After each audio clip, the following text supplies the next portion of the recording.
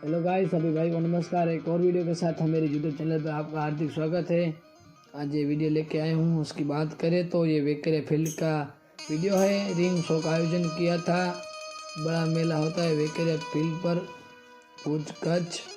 और दोस्तों ये सभी सिंधी नस्ल की बच्ची है इसमें रिंग शो में। इसमें मारवाड़ी भी मिक्स भी नहीं चलती है इसमें। और पहला स्थान प्राप्त किए थे। वो बात करें बछेरी की तो रुणवा कच्छ की बछेरी थे 16 मंथ की। और ऑनर की बात करें तो अंकित भाई आहिर। और ओवरस्विंग की बात करें तो राजल।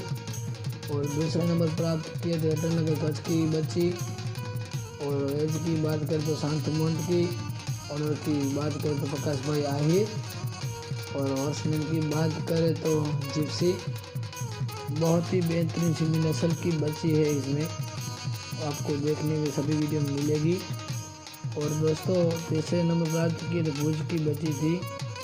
और दोस्तों ये वीडियो आपको पसंद आए तो हमें यूट्यूब चैनल को आप लाइक कीजिए, शेयर कीजिए और सब्सक्राइब कीजिए।